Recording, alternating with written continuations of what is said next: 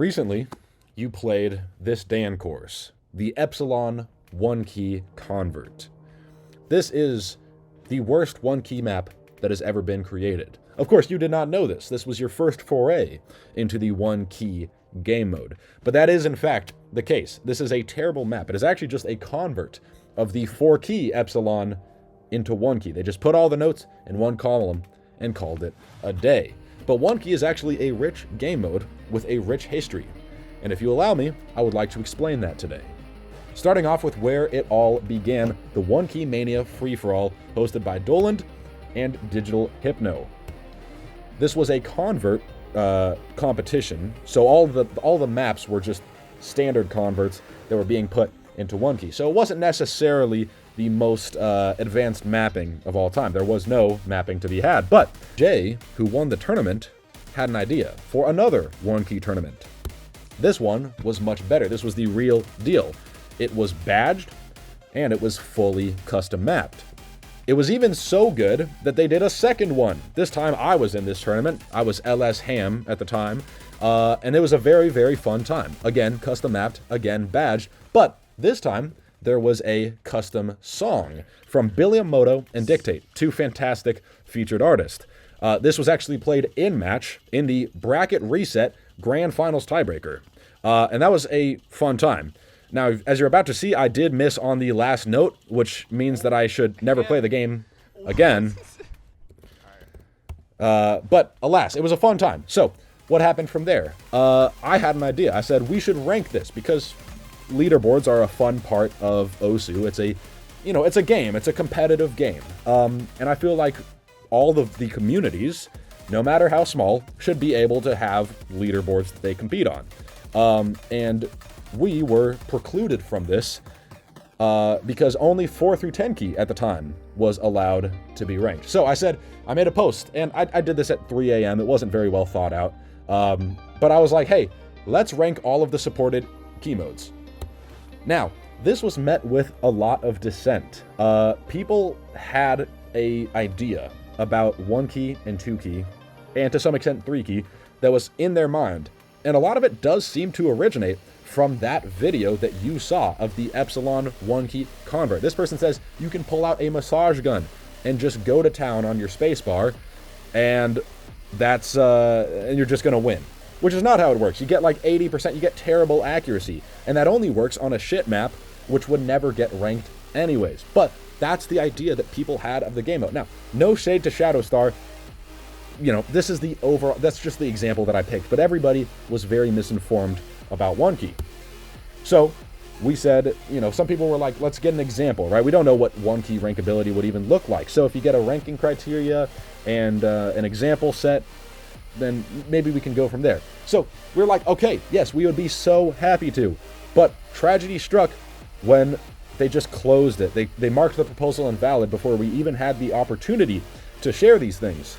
Alas, we shared them anyways. We were like, okay, well, communication was kind of sparse there, but here's the draft. We had our ranking criteria, and we even put our showcase in video format of all 5 difficulties from the set.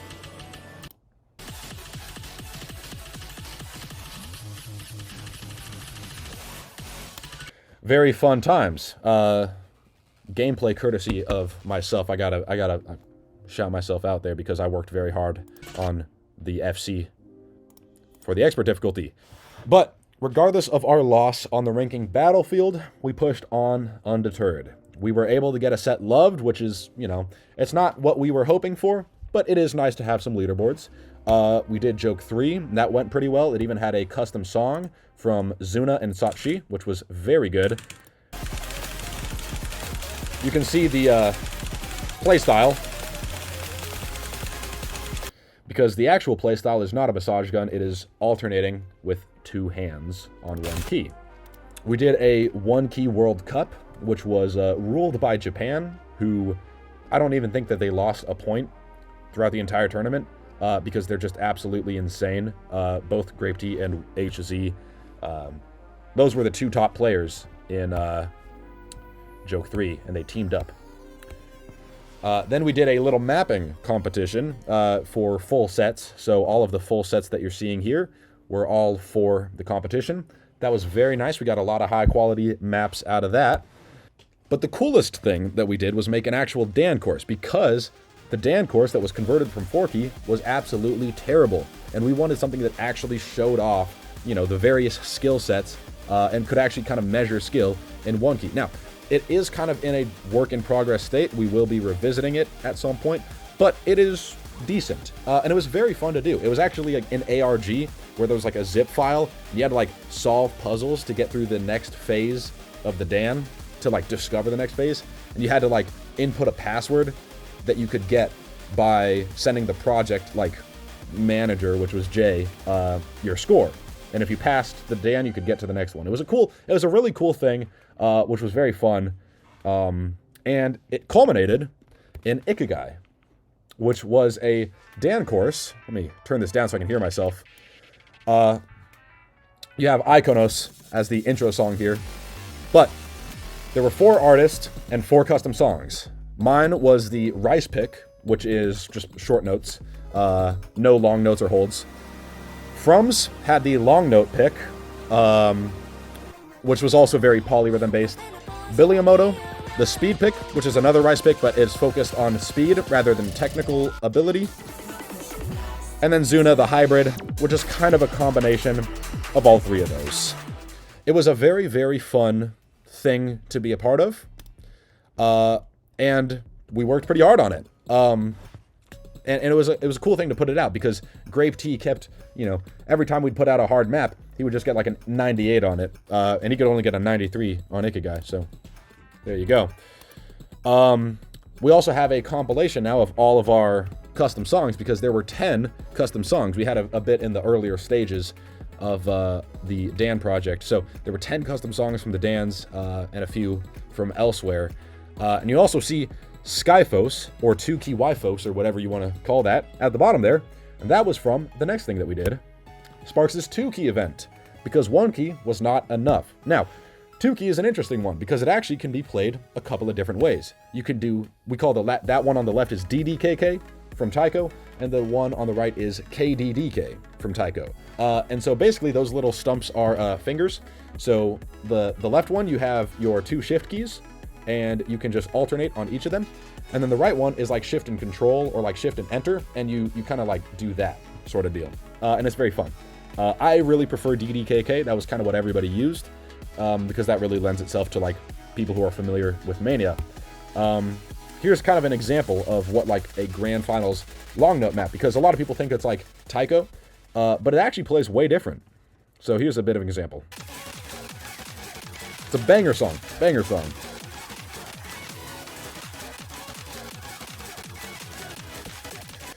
So that was fun, but that's still not enough. 3-key is what we have on our horizon. We haven't done it yet. And the thing that is interesting about 3-key is that there are 4 play styles. There's spread, which is like you have the 2 fingers on one hand, 1 finger on the other hand. You have index, which is just your index fingers, and you can do this.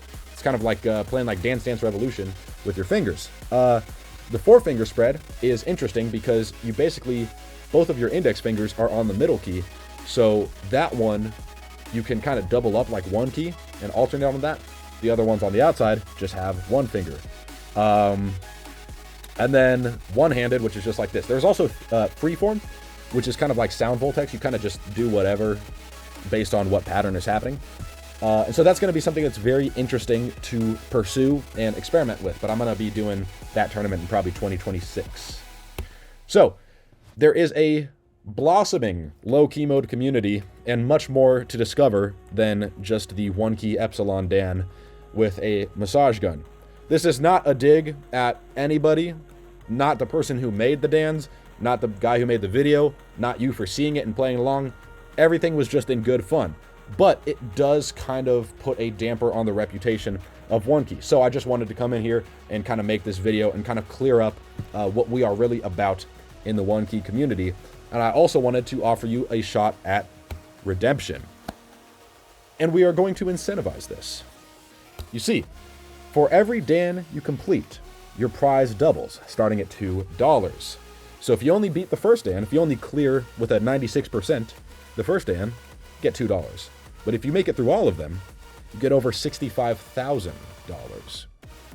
Now, nobody's forcing you to do this, but gives you a shot at redemption in the One Key community and could be quite lucrative. So, this only lasts, it's a limited time offer, it's only for the duration of the farmathon, but if you do pursue it, there's money waiting for you. So, thank you for your time if you've made it this far, and I wish you the best of luck if you so choose to pursue this.